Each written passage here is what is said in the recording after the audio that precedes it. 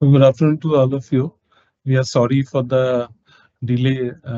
Our speaker would be joining within 5 minutes. Before that, I want to just thank you everybody for participating for today's webinar on role of CMAs in life insurance, reinsurance. And we have with us our speaker, BFSI board member, CMA PN Murthy. Before we start the his profile, we start with our institute's anthem as a customary.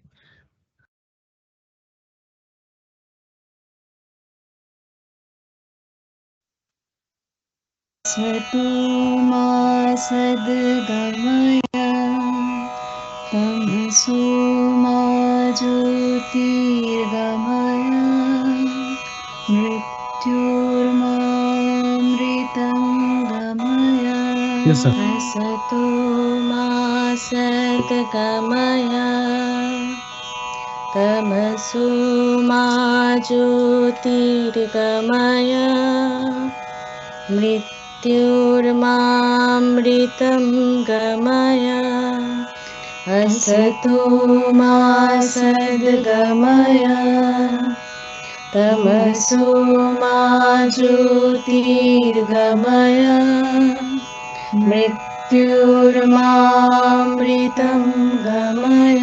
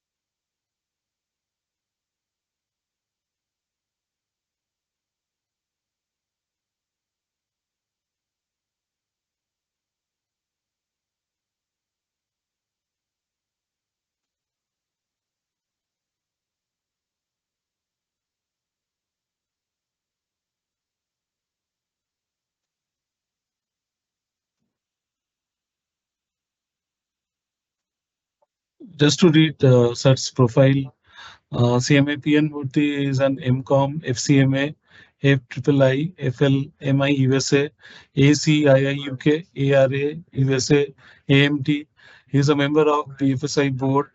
He is a member of Insurance Task Force. He is an advisor of BFSI Chronicle. He is dominant specialist in life insurance and life reinsurance, accredited management teacher of insurance of IMA India. Presently, he is located at Bengaluru, and I welcome sir for his presence today. Uh, Sir will be starting the session now.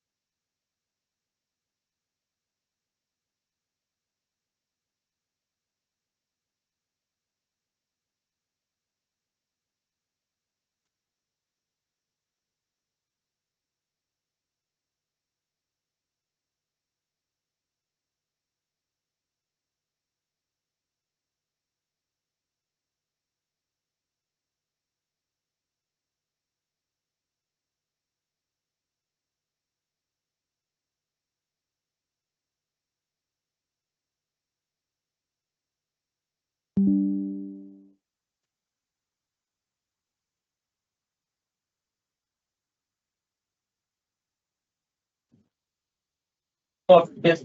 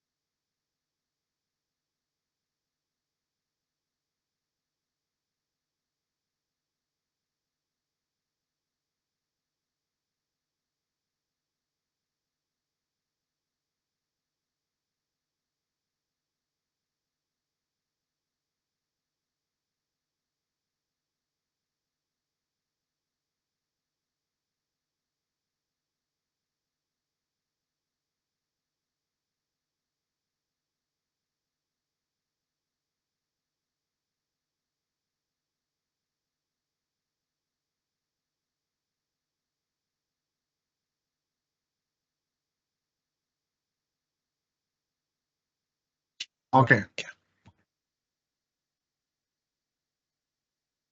Okay, Najan, sir. एक minute. Let it show up completely. Okay.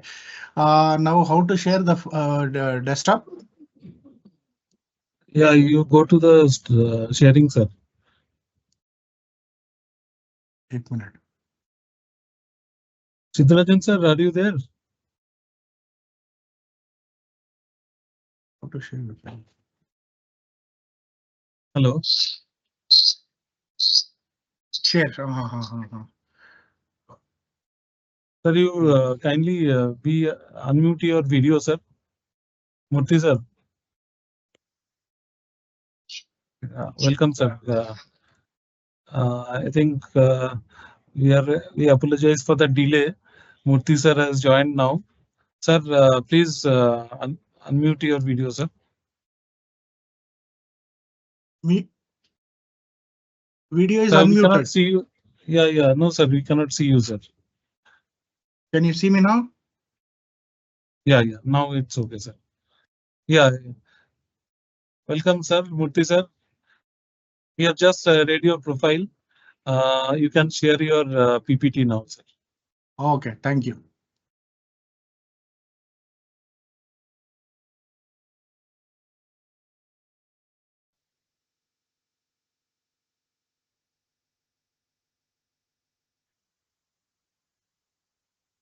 You are able to see the desktop? Yes. Your PPT is visible. You can change the slides. No, I'll do that. Yeah. Thank you. Oh, good. Uh, Thank you, Mr. Dibendu. Thank you so much. Uh, Good afternoon, everyone. Sorry for this technical glitch we had, and sorry for keeping you waiting.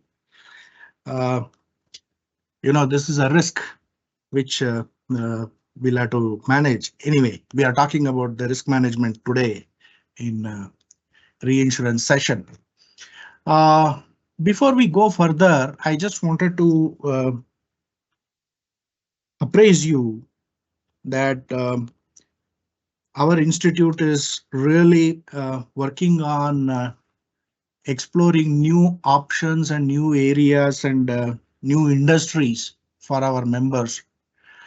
And one of this is insurance industry. Many of you would have heard about what happens in the insurance industry, and you would have attended some of the previous sessions. You might have found them very interesting. What is really surprising is industry is looking at people, but industry is not able to find it. So we are trying to encourage our members and students to know more about the industry so that they should be in a position to take up more assignments in their practice. Uh, so far, we have seen life insurance industry in the past. Uh, Today, we are going to go one step further and talk about reinsurance industry. Now, what is reinsurance? Basic fact is the financial risk is shared from one individual to the other and one individual to the company, and then it goes on. It never ends. Today you will find the options which insurer uses. Let's move to the session. What are we? The agenda is this. Why this discussion today? We all know that huge options are available, but we don't have enough people. So obviously, we are trying to garner more skill. And we will talk about reinsurance fundamentals. And we'll also look at the reinsurance business in India and what are the regulations and to some extent reinsurance audit and what are the options that are available for CMAs. For many of you, this may sound Greek and Latin, but let us try to simplify this for your understanding. If you have questions, we will take it up at the end.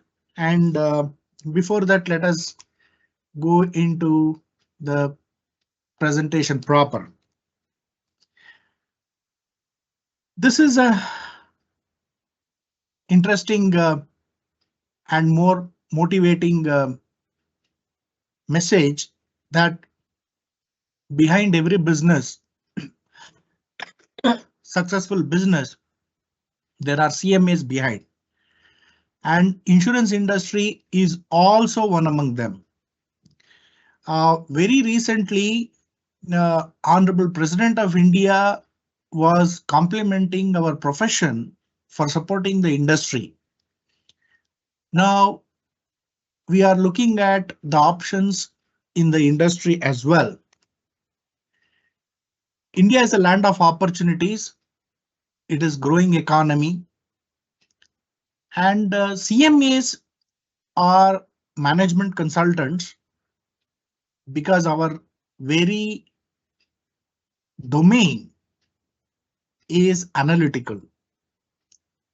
In addition to financial part, we also look at the processes, products, profitability, cost reduction, profit maximization, and all options, management decisions we support. In Indian insurance industry, recently the government of India has announced saying that the goal is to cover everyone by 2047. Many of us know, we would have heard that insurance industry is not well penetrated and the scope is very less, kind of an observation. But those are myth.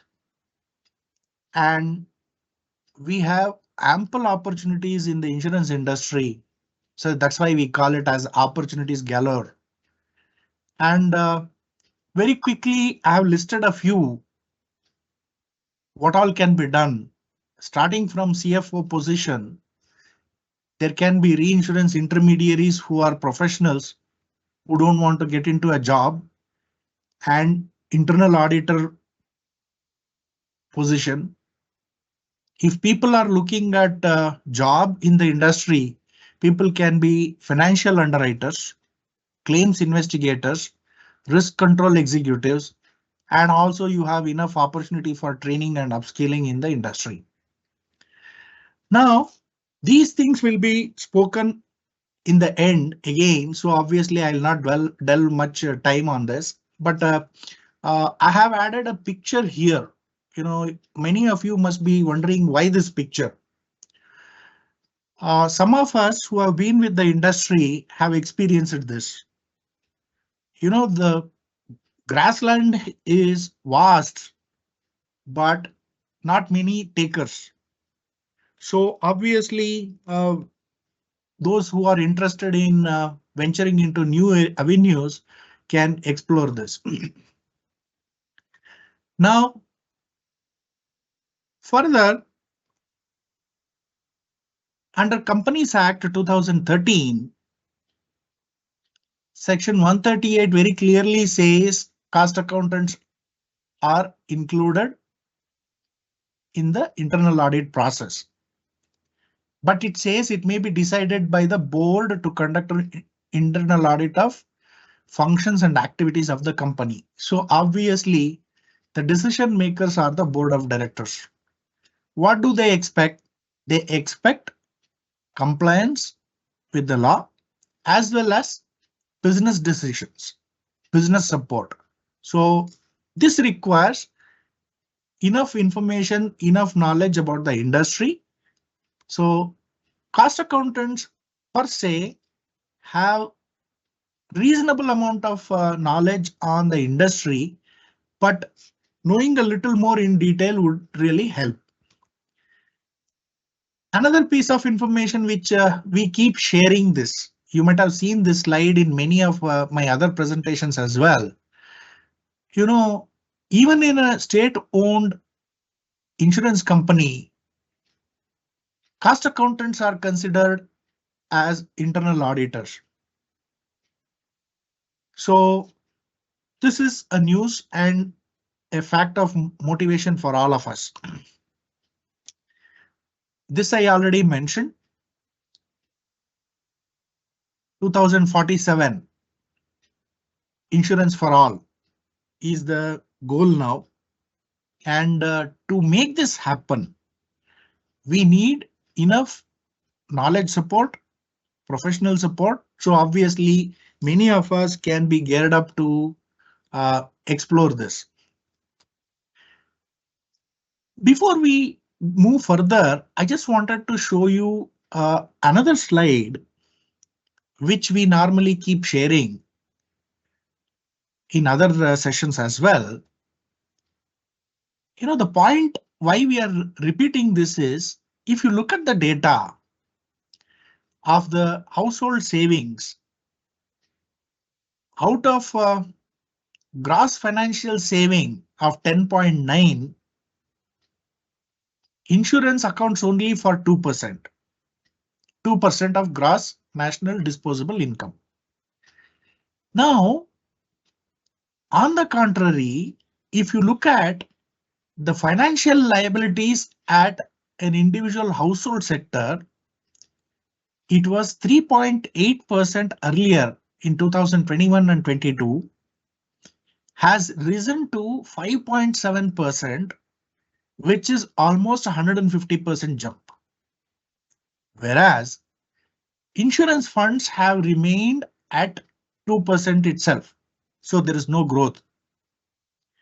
What literally it says is people are getting into more and more liabilities without covering themselves with adequate insurance. What I can say this at this time is we claim that we are the financial advisors for many, and this is what is the real status. Why do we say this? It is always preferable to cover the liabilities with adequate insurance, even at a personal household level. Otherwise, in the event of any untoward incident in the family, the capital acquired will get eroded, like divesting of cash resources, cash investments, and even fixed assets like buildings and houses. You might have heard many people, who get hospitalized, they might have sold their property to pay for hospital expenses, etc., etc., because the cost of hospitalization is going up day by day.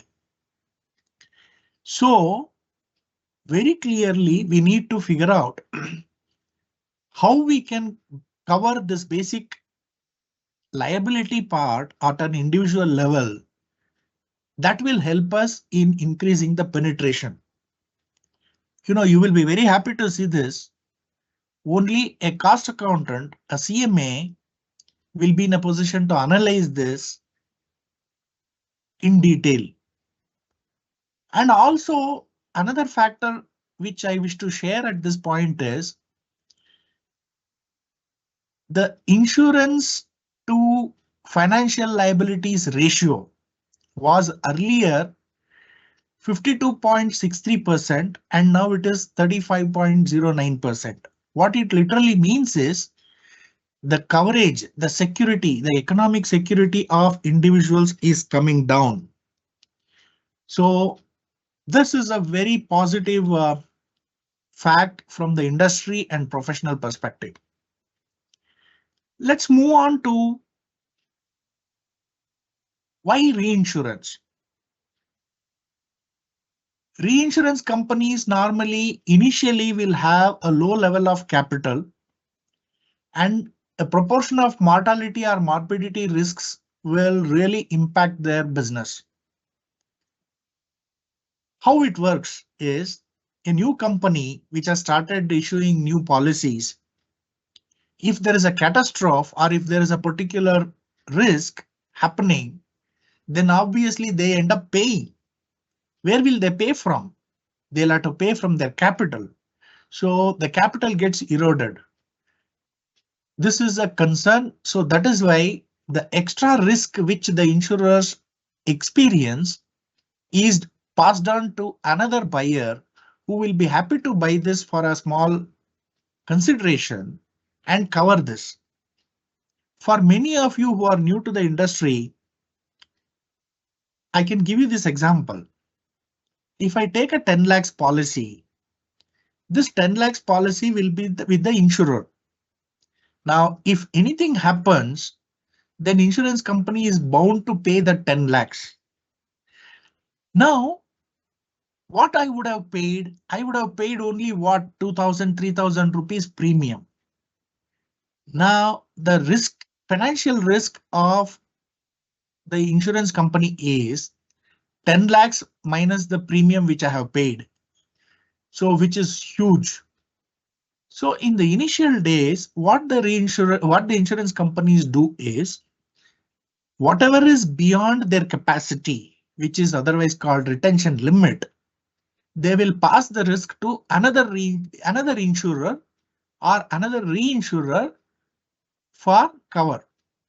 Then if something happens to the insured or the policyholder, the reinsurer will pay the insurance company. Please keep in mind, reinsurer will not directly pay us. We don't have anything to do with the reinsurer directly. That's an arrangement between insurer and reinsurer. So reinsurer will pay the claim to the insurer who will have enough money now to pay the claim. In addition with what resources they have, they will pay those claims. Now, the second part is transfer of risk from insurer's books to reinsurer's book. So it is risk transfer. Reduce mortality fluctuations from large claims. Now, many of us know that the normal denomination of a policy will be what? Something like 5 lakhs, 10 lakhs, etc. etc. These days, in those days earlier, it used to be 5,000, 10,000, 25,000. Now it has gone into lakhs.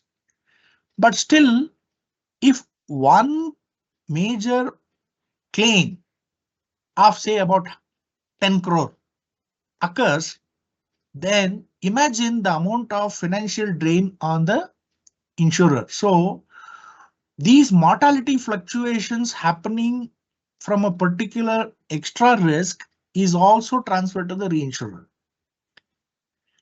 Substandard risks tend to be reinsured more than standard risks. What are substandard risks? We have already seen in our insurance sessions. Any risk which has higher propensity to occur than the normal one is called a substandard risk. For example, diabetes, hepatitis, etc., etc., or a cardiac arrest.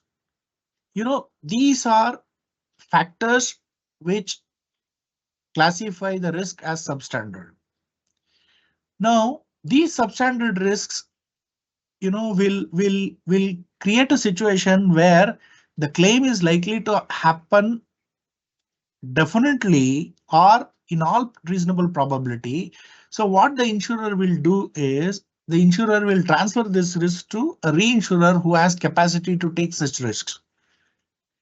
Now, next point is internationally diversified reinsurers are better equipped for this uncertainty because their risk is spread over the whole world. Normally, reinsurers and retrocessioners and pools, they have global coverage in the sense that they have their span all over the world. So obviously, a risk of one country or one state will not really impact them. So they will be in a position to take the load. So it is always better to reinsure the risk with a reinsurer. Now, in a proportional reinsurance part, substantial amount of risk is transferred. Whereas in non-proportional, it is going to be very difficult because a single catastrophic event can really damage the financial position of an insurer. So the insurer would be more inclined to reinsure. We have already seen the access to capital. Knowledge and skill of managing the risks is far superior with a reinsurer. So obviously they end up supporting their customers and their knowledge sharing will happen. What is happening in reinsurance in India? We have also already seen it is a tool for managing earnings and balance sheet volatility more efficiently.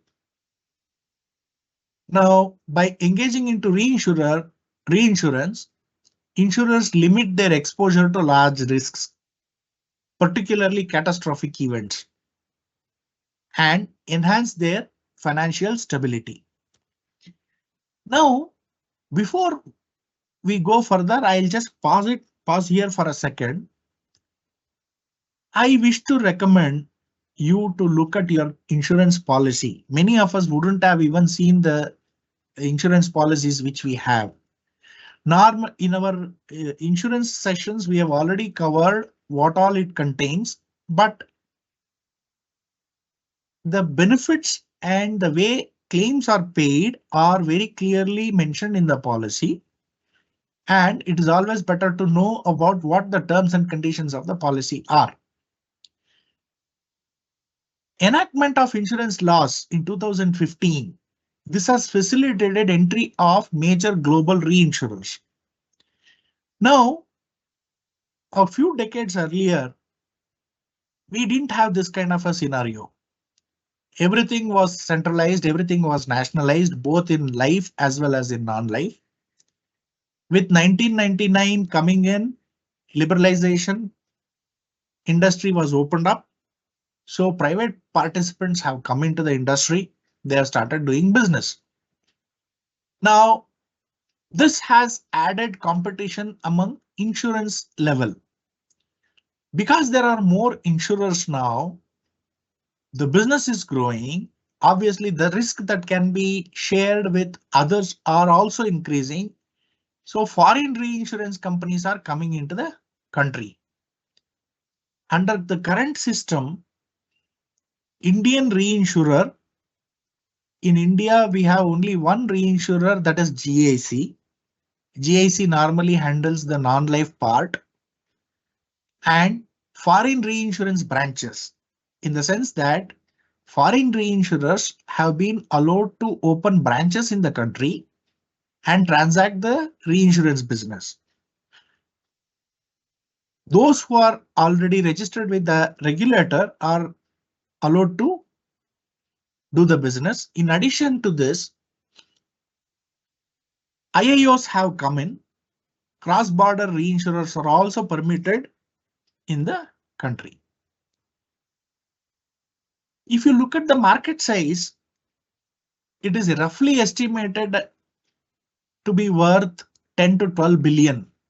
This is again a little underestimation, but this itself will show as a huge volume of business. Growth, which is currently catching up with increasing penetration, regulatory push, and infrastructure development, the situation is going to be more competitive in the days to come. In reinsurance, there are basically three general segments. As we have already seen, life reinsurance. Non-life reinsurance includes property, motor, health, crop insurance, and catastrophe cover. These catastrophic cover, we call it as cat risk in short, just for your information. And there are special lines, specialty lines like aviation, marine, liability, engineering insurance are more attractive in India, because now India is poised to be the third greatest economy in the world, largest economy. So obviously, infrastructural development will keep going up. Aviation sector and engineering sector boom we will see. So there should be enough insurance knowledge base to support this market. We have already seen this in the past, but I'll go through this again. I, as a policyholder or an insured, will buy with the direct insurer, direct writer. They will give us policies. For example, LIC is a direct writer. Other companies are direct writers. Now, as a customer, I will not have anything to deal with further. Only an insurance company will deal with those other things. Now, the next level is the reinsurer. In reinsurers, we have seen reinsurers per se, like GIC Re, foreign reinsurance branches, and cross-border reinsurers. Now, it doesn't end at this level. Reinsurers again will seed this business beyond their retention. Reinsurers also will have a retention limit. All the conditions or the categories or the factors affecting insurers will be equally applicable to reinsurers at a different level. So obviously, reinsurers also don't want to keep everything in their basket. They want to push it further. There are retrocessioners, huge companies, global companies, willing to take the extra risk. And it doesn't end there even. It goes beyond. These are called normally pools. Particularly they are for cat risks, catastrophic risks. Currently in India, we have terrorism pool, we have nuclear pool, we have marine cargo excluded territories pool in India under current regulatory system. I'll quickly take you through what they are. You know, 9/11 happened. When 9/11 happened, the coverage, terrorism cover, was withdrawn by all insurers and reinsurers. Now, in India, this pool helps to support insurance of terrorism risks under property insurance, including cover to dwellings and fixed assets at multiple locations. So basically, any risk arising out of a terrorist action, particularly in this field where property insurance, dwellings, and fixed assets are covered under terrorism pool. Now, you will see in the other part, Civil Liability for Nuclear Damage Act 2010, which came in, mandates protection of unknown and potentially catastrophic risk arising out of a nuclear event. Now, generally, this nuclear perils are excluded from conventional insurance covers, which we already know because they are all catastrophic in risk. And therefore, to protect the liability arising out of such nuclear perils, Indian Nuclear Insurance Pool has been formed in 2015, which is managed again by GIC Re. It provides coverage to nuclear operators in the country and also to nuclear suppliers. Any risk, financial risk in nuclear reactor and the suppliers, that can be covered under this particular pool if they are adequately covered.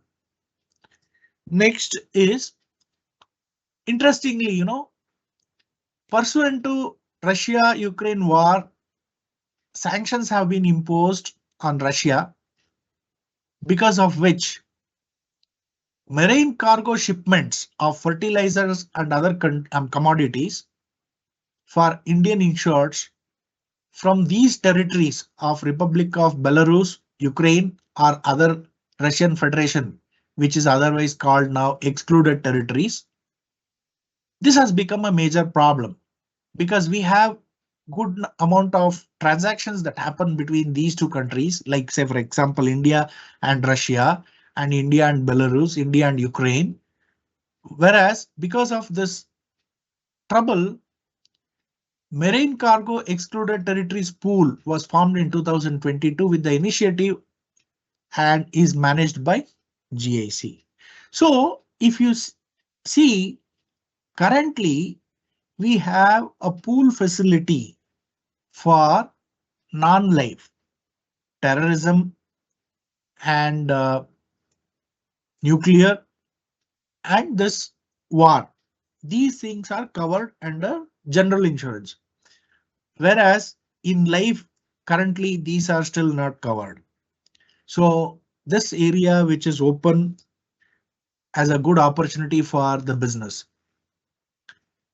Now, what are the types of reinsurance? We have two types. One is treaty or facultative. For a second, let us take 5 steps back and see what happens under reinsurance. How do reinsurance purchases are made? Like I applying to an insurance company by filling a form and taking up a cover.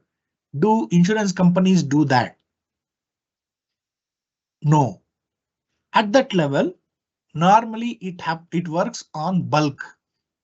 So all the normal standard risks which can be transferred are transferred under a treaty. Treaty is an agreement between insurer and reinsurer. So there is this agreement. Under that agreement, the criteria is specified. Accordingly, all those standard risks beyond the retention capacity of the insurer are transferred. For example, assume that I buy a 50 lakh insurance cover. assuming that the insurer's insurer's retention limit is only 10 lakhs, 1 million, then they have a 40 million, 40 lakhs or 4 million extra risk sitting on their plate, which they cannot afford. So what they would do, if it is a standard risk and under the standard treaty, what they will do is for all the risks up to retention limit, they keep, and everything beyond the retention limit, they cede it. It is called ceding. So they cede it to the reinsurer. So this works under a treaty. Now, facultative. What is facultative? Many times it so happens that some risks are so peculiar and we don't have an experience as a direct writer. So obviously I would transfer this risk to a reinsurer on a facultative basis, whether they are ready to buy. Now, once the reinsurer confirms, the risk will be transferred under facultative basis. So this is not under a treaty. This is under a facultative treaty, not an automatic treaty. So here on a selective basis, risks are transferred from insurer to reinsurer. Now let us understand how it works. In this session, I'm not talking about anything technical. We are only making the fundamentals a little elaborate. Now under an automatic treaty, what happens? A direct writer has to cede all policies as under treaty. Say for example, if as a direct writer, my retention limit or the capacity to hold the risk is only 1 million, that is 10 lakhs. All the risks that come in, I'll hold up to 10 lakhs on my books and transfer all the extra risk to the reinsurer. Now, what will happen at the reinsurer level? You see, reinsurer should accept all policies under the treaty. So he can't say, no, I will not take this, I will not take that. So if it is under automatic treaty and if it is beyond the retention limit, all the extra risks that the direct writer transfers will be accepted by the reinsurer. Now under a facultative treaty, ceding company may cede certain types of policies of its choice. Now, for example, assume that a policyholder has a particular health condition where we don't have experience of pricing it and holding it. Now, it is possible. Then what the insurer will do is the direct writer. He will say he will shop it with the reinsurer, assuming that are you interested in taking this risk? So the reinsurer will evaluate it, and if they have the experience and expertise in handling that particular risk, then they will price it and they will assume it. So at a direct writer level, policies will be ceded on choice, and again, reinsurer will accept it only at their choice if they have the capacity, if they have the experience. Otherwise, the reinsurer will say, no, we can't handle this. So under facultative cover, a direct writer will normally give this policy to multiple insurance companies, saying that whoever will accept it at a better price will be ceded. So it is to the advantage of the direct writer. There is another top type that is prevalent, facultative obligatory, wherein ceding company may cede the policies at its choice. The assuming company has to accept it unless its retention is exceeded. So the difference between facultative and facultative obligatory is under a normal facultative treaty, reinsurer is not legally bound to accept all the cases that come under facultative. They will explore depending on their expertise they will take. Under a facultative obligatory treaty, the reinsurer is bound to accept all the cases that come under facultative obligation unless their retention limit is exceeded. What is the retention limit? Same way like retention limit of an insurance company, reinsurer will also have a retention limit. So they can't hold, I mean, risk of any value. So they have a policy to keep only up till certain limit. So if their retention limit is not exceeded, they will accept it. They have to accept it. And if it is exceeded, then they will say no. They may also give you an option to cede it further depending on case to case basis. So this is about the way reinsurance works. And forms of reinsurance are proportional and non-proportional. Under a proportional reinsurance, which we call it as original terms. What will happen? Assume that the direct writer gets a 10 lakhs cover or a 20 lakhs cover.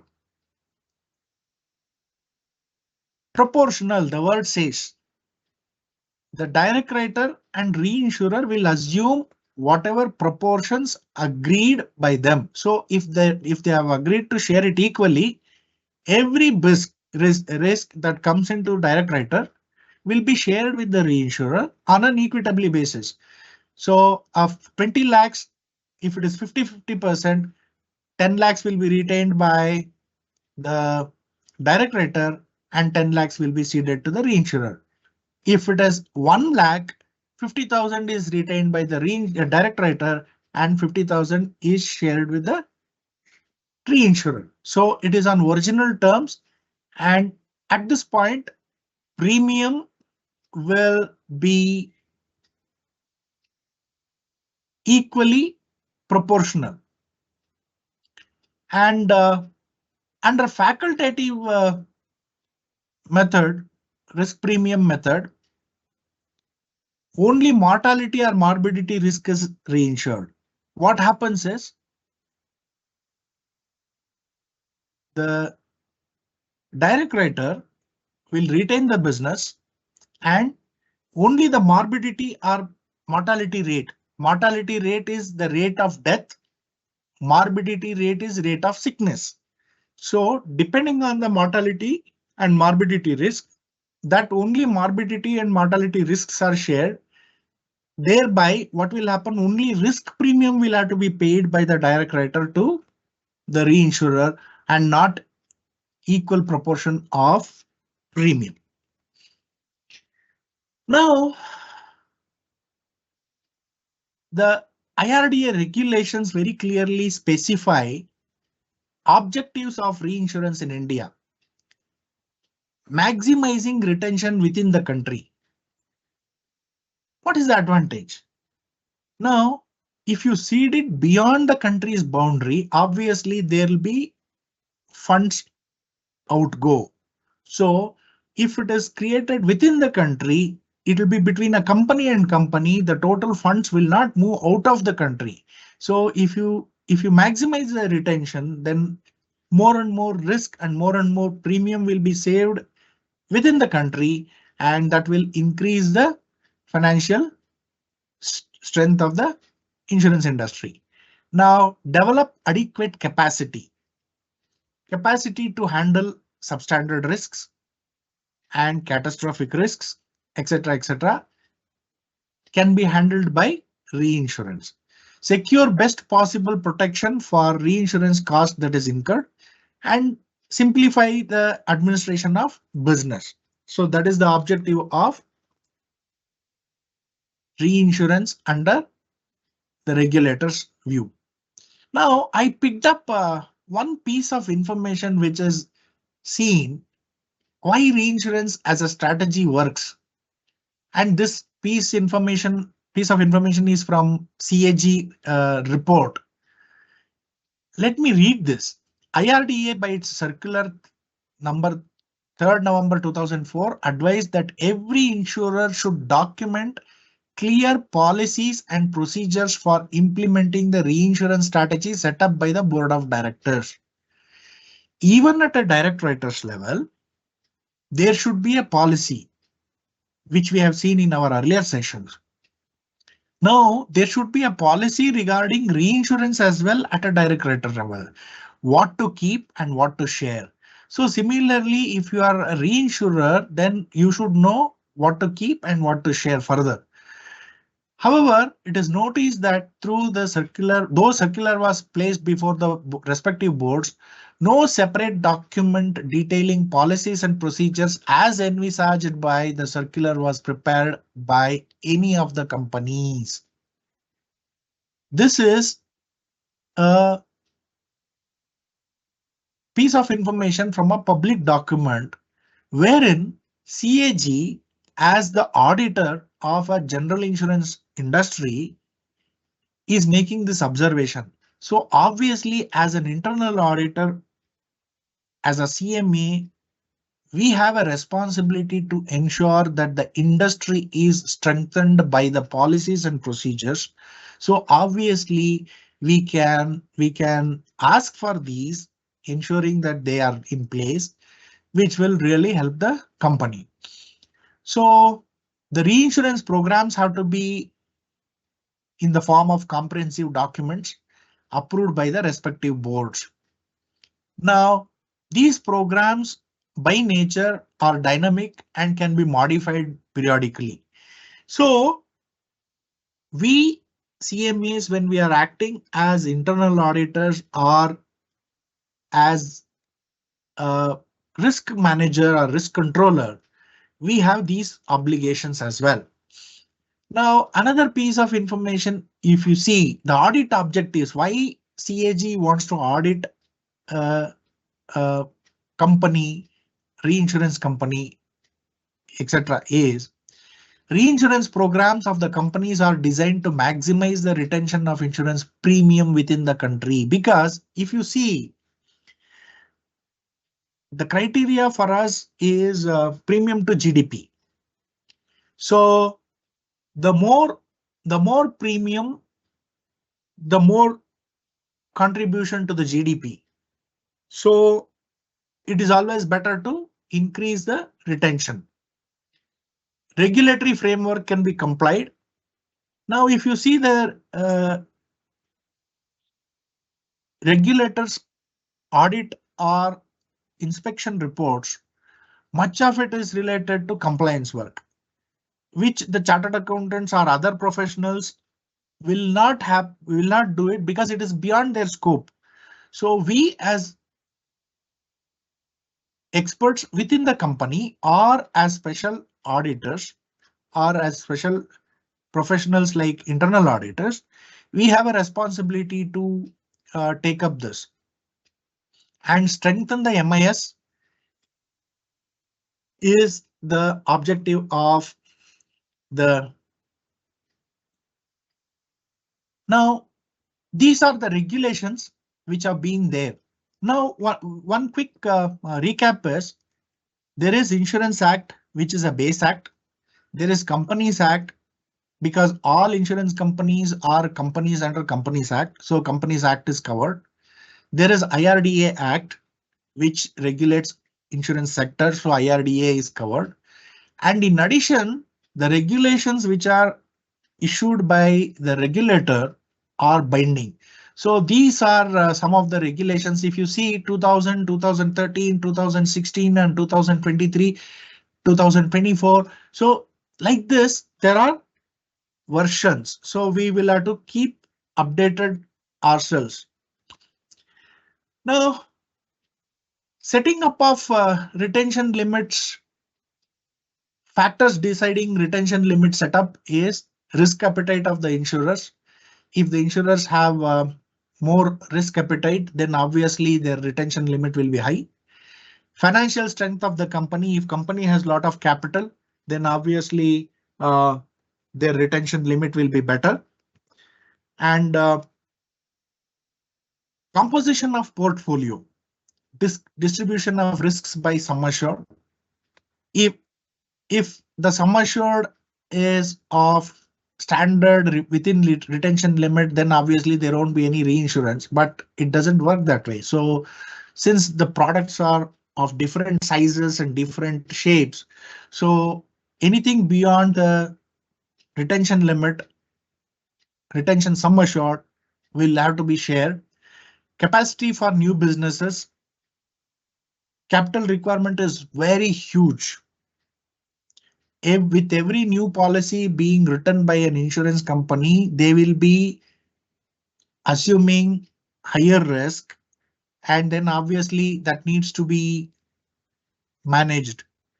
Let me give you an example. If we buy a 10,000 cover with a direct writer, the premium we pay is 100 or 200 rupees. I told you the difference is a huge drain. So with every new policy being written, there is so much of capital requirement. See, that's the reason why the capital requirement for setting up of an insurance company is very huge. It used to be 100 crores. So why do we need it is mainly because of that liquidity. Knowledge and experience of a reinsurer will definitely help in setting up of a retention limit. Reinsurer's attitude, is also matters, and they provide a lot of services, reinsurers, and there is cost of reinsurance, which again, as I told you, normally it is on risk premium basis. So the extra risk that a person takes up is covered under a term insurance, which is very less. So the insurer will pay a very small portion of the premium for the extra risk that is ceded. Some of you who may not be very comfortable with these terms, I can give you the example of term insurance is something like your vehicle insurance, where there is no investment and savings element. So obviously the premium, only the risk, mortality or morbidity risk premium is covered.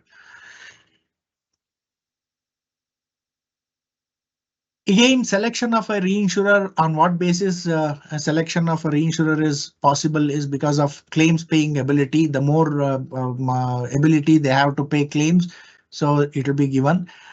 And knowledge and expertise, size and diversification. We have already seen these, underwriting philosophy, etc., etc. Now, when an insurance company sits it with a reinsurer, these are the generally factors which will go to the reinsurer, like name and personal details, date of birth, gender, occupation, smoker status. See, normally we have new products coming in because non-smokers are to be provided with competitive rates than the smokers. So obviously smoker states will matter, benefit type and initial sum assured, etc., etc. So these are the data elements that are normally shared with the reinsurance company. Now, if you look at the reinsurance company, the admin departments, these are the admin departments which a reinsurer will have. Because as internal auditors, we may have to audit any or all depending on our scope of work. So marketing, how reinsurance marketing happens is there are specialized marketing specialists who, promote or canvas for buying the extra risk from the direct writers. And underwriting of reinsurance is again a specialized challenge. It requires extra experience. So there is underwriting involved, and the premiums and the investments which the reinsurer will do will be managed by finance and investments department. Obviously, we being financial experts, not much to worry about here. Claims administration,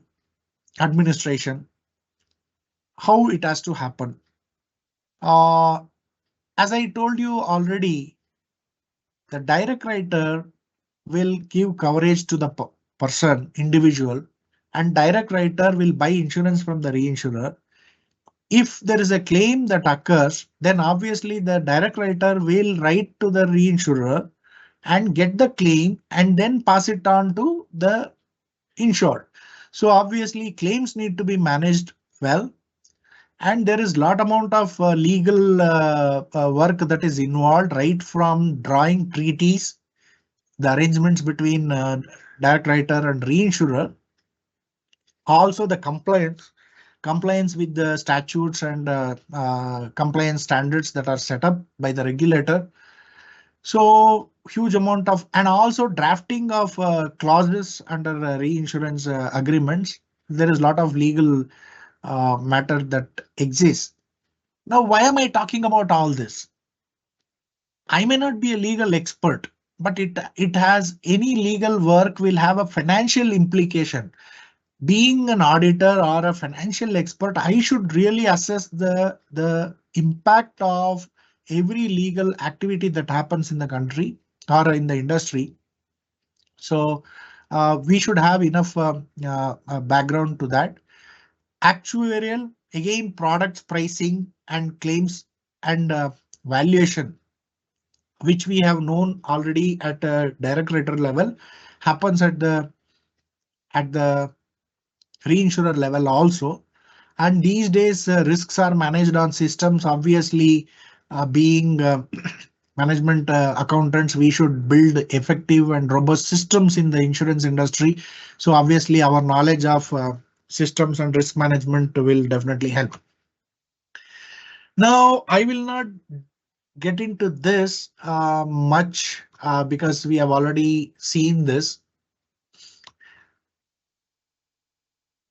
Role of CMAs in life reinsurance. This has been the catch point. Finance and investment administration is the role which we already are accustomed to. I said underwriting. Here it will be more of financial underwriting, the risk assumption. So obviously, more and more CMAs should get into financial underwriting aspects of insurance risk management so that the country can get better. As of now, majority of these functions are happening locally through using the systems or taking the support from outside. Obviously, if we are interested in strengthening our industry and the uh, job and other options of our country, we should build up enough competencies in financial underwriting and risk transfers, whether they actually properly done is better as estimated by CMAs. So obviously risk control unit can be headed by a CMA. Internal audit, we have already seen, is a statutory opportunity for us. And many times a strategic advisor, more so, particularly when we are dealing with this facultative business, which of the extra risks or peculiar risks which can be shared on facultative basis can be better judged by a CMA than any other person. So obviously you have an advisory, strategic advisory role. Claims analysis we have already seen, and change management. See, basically more and more CMA professionals should get into business analysis part and systems integration part to strengthen the industry. So this is more on consulting opportunity. Now, very quickly, we will look at the uh, industry part. These are the lists of reinsurers. On general insurance part, public sector, there is only general insurance re. And as I said, general insurance re handles only non-life part. In life, these private FRBs which are approved have been there, and they are doing the business. This is just a list, and all the details are available on the website of the regulator IRDAI, so you can check them. Now, some interesting field which I wish to share is Insurance Laws Amendment Act 2015 permitted FRBs and then these people to open businesses, and they have come in and started working. And if you see the reinsurance premium growth also, there has been a huge jump in Indian business, which has happened from 17,900, around 18,000 crores to 25,000 crores year on year. Now, cross-border reinsurers, we already saw this term earlier. Now, these cross-border reinsurers, they don't have any physical office here, but they are given a number, file reference number, and that is to be used in their transactions.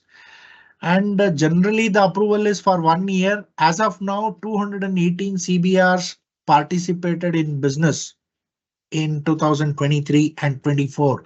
This is the extent of huge opportunity that exists in this country. This is on the business front. 536 crores as against 653 crores was seeded as a reinsurance premium. Now, why the decline in seeding reinsurance premium is not a negative factor, but it is a positive factor because our retention limit would have gone up. So obviously we would have retained more and we would pay less. The private reinsurers themselves ceded 7,719 crores as against 6,451 crores. That means their business volume has gone up and they had those extra risks, so that has gone in. And this is about the regulation which you can skip. And interestingly, we have this specimen audit observations by CAG in one of the cases. I picked it up mainly to show how CMAs will have to think. The company should develop an overarching strategic document, etc., which we saw, the strategic document and policies and procedure documents. Bring before the board the deviations from reinsurance programs so that the risk awareness exists at the top level. Institute a transparent system for empanelment of brokers, etc. Strengthen measures to build up appropriate data on ratings of reinsurers. See, now this area is still open and green. In India, we still don't have the rating, though it happens at a global level, but we have an opportunity to increase the ratings of reinsurers. Strengthen internal controls, measures, and monitor recoverables from reinsurer.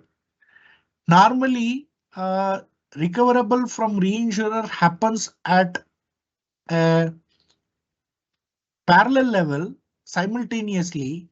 For example, an insurer will pay to the reinsurer net of the premiums. He will recover what is due to him under those claims, and he will only pay those extra premiums beyond the claims that are covered under treaty to the reinsurer. So obviously, it is an advantage for direct writer. Now, these are some business figures that are available. You will be in a position to see the year on year, the business both in Indian business and foreign business is jumping, and capital of branches, reinsurance branches also is increasing because they have been bringing in more and more capital depending on their solvency ratio. And you would be surprised to see some of these companies investing 4,000 crore, 3,000 crore in Indian reinsurance business. Now, these are solvency ratios. Solvency, at a simplest level, we all know what it means, being capable of paying claims. And there is a statutory ratio that is fixed, and regulator will keep monitoring it. Now, some of these companies have demonstrated a better solvency ratios. Now, this is all about the reinsurance part in a nutshell. I have been able to pick up few points here and there because it's an ocean by itself and it is a universe by itself. So obviously, depending on the interest of our members, we can possibly plan for more sessions in this regard. And now I'm open for questions, and I'll be stopping the screen share. Your questions, please. Sir, if you see, sir, many questions have come in the chat box. Sir, one question has come. What is the role of CMAs in aligning reinsurance strategies with organizational financial goals? See now, the cost minimization, because the premium that we pay to the reinsurer is not a simple standard rate. Many times, for example, let me give you an example. I was heading underwriting in industry in some companies. Then what we used to do is we used to share the facultative cases on selective basis. I used to give this to X company, Y company, Z company, and whoever gives me a better rate, we will accept it. Now, if you go by simply the treaty, anybody will simply say send it to somebody, and whoever gives the first response, if you pay, obviously the finance part will be ignoring. So I was a cost accountant, so obviously we had a better chance in deciding it. And also we can advise the management better because we have a better perspective on cost. And basically it's an advisory role. So CMAs have more opportunities as internal financial specialists in finance function to advise the top management. Right, sir. So another question has come. What are the key financial metrics CMS should monitor in reinsurance agreements?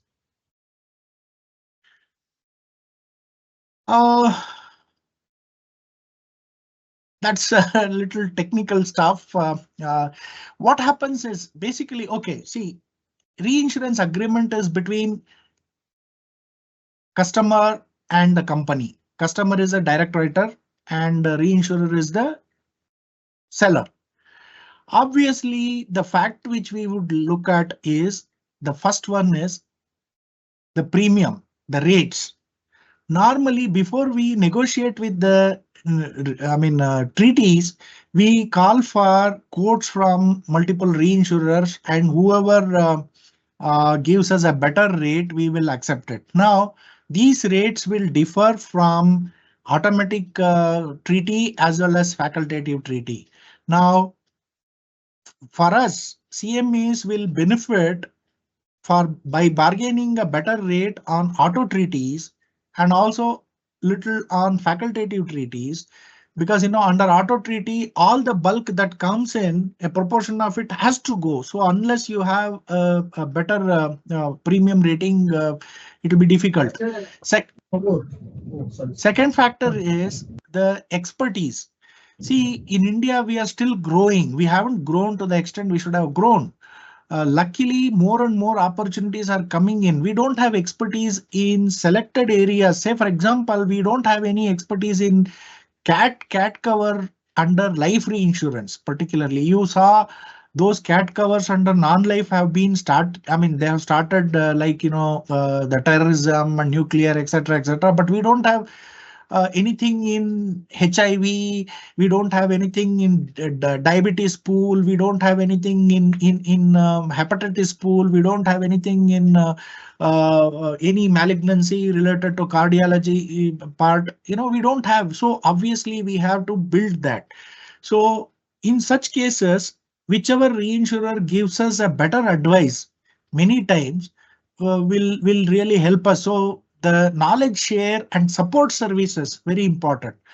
And the fact which we should keep in mind is on the solvency of the reinsurer. You see, we saw claim paying capacity of the reinsurer is very important. Now, we have a regulatory constraint saying that within so many days you have to settle the claim. You can't keep it pending for long. Otherwise, we will end up in paying penal rate of interest on it. Whereas if the reinsurer is not able to pay you that much immediately, then obviously this is going to be a real big problem. So similarly, there are about 8 to 10 criteria which we'll have to evaluate before we actually sign the reinsurance treaties. That's a very good question. Possibly we can have an advanced session of this only covering those areas. We can cover that. Thank you, sir. I think another question is loss of profit. Sir, can you kindly explain this concept of loss of profit where reinsurance is higher? See, loss of profit is coming under general insurance per se. I'm not an expert on loss of profit reinsurance per se, because we are only handling today uh, uh, life reinsurance part. And I can get the information and share it with the chat box for members to check. But I'll get it. I'm not an expert in it. Sir, in the case of data analytics, how do you feel this reinsurance decision making can improve or can help the CMAs, those who are doing this reinsurance activity? Uh, See, data analytics is very crucial in reinsurance, mainly because uh, reinsurer is the custodian of all the portfolio. So many times what happens is, a customer would have placed many policies with many insurers without mentioning it in detail. And many times they result in claims. And unless you are a good data analyst, it will be very difficult for you as a reinsurer to ascertain the nature. Say, for example, I'll give you this. And this happens more with insurance frauds which are happening in India. I'm really sorry to say this. This is my personal comment, and we would have seen in TV advertisements. Just say, for example, we have seen an advertisement where a person is in a cycle stand. You push a cycle, cycles fall, and they get into damage, and then suddenly you buy insurance on the phone. This is totally unethical, mainly because as an insurance customer, we should have bought it in good faith. Similarly, what happens even in life, I have seen many times customer is advised of a hospitalization, then they will go for an insurance. And many times what will happen, insurers will reject the cases, and those reject tags were available in the systems. Now, unless we handle it, assume that a customer will go to a reinsurer and the case is rejected, and he will go to another insurer and he will not mention that this case is rejected by another reinsurer, and he will try to buy it. And that is going to be really difficult in insurance business. So an insurer or an insurer specialist will have to have a data analytical ability to go through the systems and then do it. And before I close this particular question, our role is more in systems building. We have to put all the conditions in systems where we get the data. See, as a reinsurer, finance specialist, I should have the MIS which is required. Now, who will know? The systems guy will not know how to put the conditions. So I'll have to tell the systems guy, look, I need this report. The condition is this. This criteria has to be satisfied. So we have a role to play in data analytics, also in building the reinsurance systems. Hope that answers the question. Right, sir. So another question has come. Uh, since what is the starting point?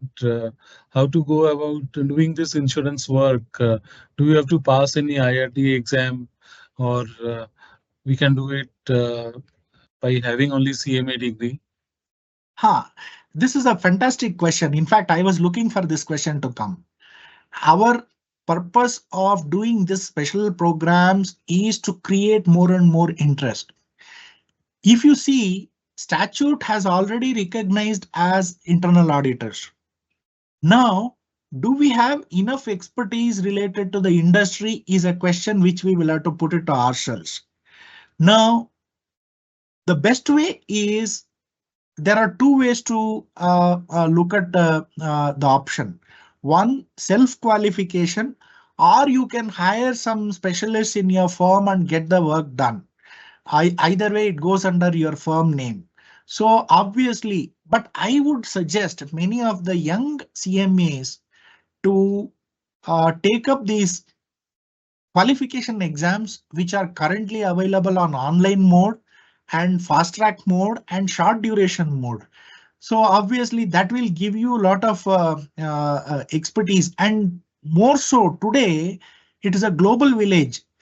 Uh, Let me give you a small example. Permit me to give my own example here. 30 years ago, when we were all working in the industry, we had not even imagined that anything that beyond India will come. At that time, we qualified for US market as well as separately for UK market. Now that is giving us a lot of advantage because, with more and more knowledge of multiple global practices, you will be in a position to give a better advice or do better in your work. So to answer your question is, statute has recognized you as qualified person, build enough technical expertise in yourself and also in your practicing form so that you can go ahead and take up additional assignments. I'll add one line before we close. Our BFSI team has been working on talking to or communicating with the members where we are encouraging more and more people to take up this assignment. They should build up enough infrastructure by technical expertise in their firm.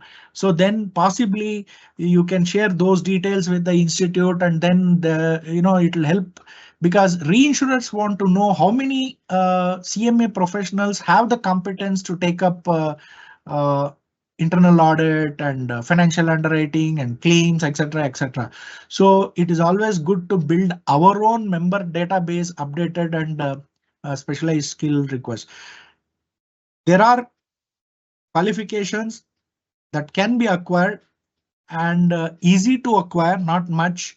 So it would be good if you are building specialized expertise in the industry, then it is better to have the qualification. Yes, sir. Sir, last question from our end, sir. Sir, A triple I or F triple I, the two qualifications, which one is required for reinsurance practice? Uh, no, actually, it is like our own associateship and fellowship kind of. Uh, Now, it would be good if you can come up to fellowship level, because at fellowship level, FAAA, normally management accounting aspects are covered. You have a management accounting subject as a finance subject, and decision making modules are involved in it. So I would per se say that you need FAAA level for